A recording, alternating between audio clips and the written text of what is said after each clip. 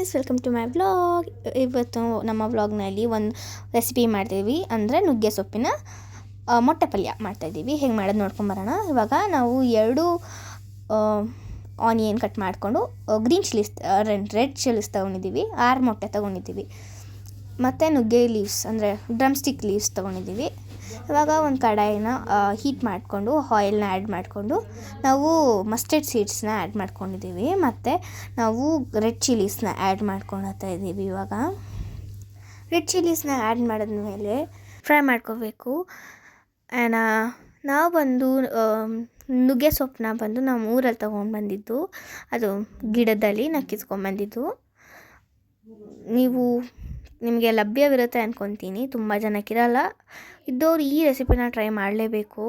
ಹೆಲ್ತ್ಗೆ ತುಂಬ ಒಳ್ಳೆಯದು guys, weight ಲಾಸ್ಗೆ. ಅದನ್ನೆಲ್ಲ ಬೆನಿಫಿಟ್ಸ್ನೆಲ್ಲ ಲಾಸ್ಟಲ್ಲಿ ಹೇಳ್ತೀನಿ. ಸೊ ನೋಡಿ, ಫ್ರೈ ಮಾಡಿದ್ಮೇಲೆ ಈ ಥರ ಬ್ರೌನಾಗಿ ಫ್ರೈ ಮಾಡ್ಕೊಳ್ಳೋಣ. ಬ್ರೌನ್ ಅಂದರೆ ಫುಲ್ ಬ್ರೌನ್ ಅಲ್ಲ, ಲೈಟ್ ಬ್ರೌನಲ್ಲಿ ನಾವು ಫ್ರೈ ಮಾಡಿಕೊಂಡು ಚೆನ್ನಾಗಿ ಫ್ರೈ ಮಾಡ್ಕೊಡ್ತಾ ಇದ್ದೀವಿ.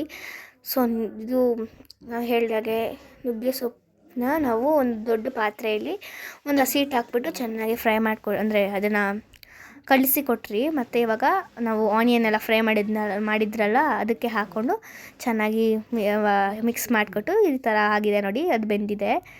ಇವಾಗ ನಾವು ಅದಕ್ಕೆ 6 ಮೊಟ್ಟೆನ ಆ್ಯಡ್ ಮಾಡ್ಕೊತಾ ಇದ್ದೀವಿ. ನೀವು ಜಾಸ್ತಿ ಎಷ್ಟು ಬೇಕಾದ್ರೂ ಆ್ಯಡ್ ಮಾಡ್ಕೊಬೋದು. ನಾವಿಲ್ಲಿ 6 ಆ್ಯಡ್ ಮಾಡ್ಕೊತಿದ್ದೀವಿ ಫಾರ್ 4 ಜನಕ್ಕೆ. ನಿಮ್ಗೆ ಜಾಸ್ತಿ ಬೇಕಂದರೆ ಮಾಡ್ಕೊಬೋದು. ಮತ್ತು ಸಾಲ್ಟ್ನ ಆ್ಯಡ್ ಮಾಡ್ಕೊತಾ ಇದ್ದೀವಿ. ಆಮೇಲೆ ಚೆನ್ನಾಗಿ ಕಲಿಸ್ಕೊಡ್ತಾಯಿದ್ದೀವಿ. ಇದು ಕುಕ್ ಆಗಿದ್ಮೇಲೆ ಸರ್ವ್ ಮಾಡ್ಕೊಬೋದು. ಇದು ಚಪಾತಿಗೆ ತುಂಬ ಚೆನ್ನಾಗಿರುತ್ತೆ.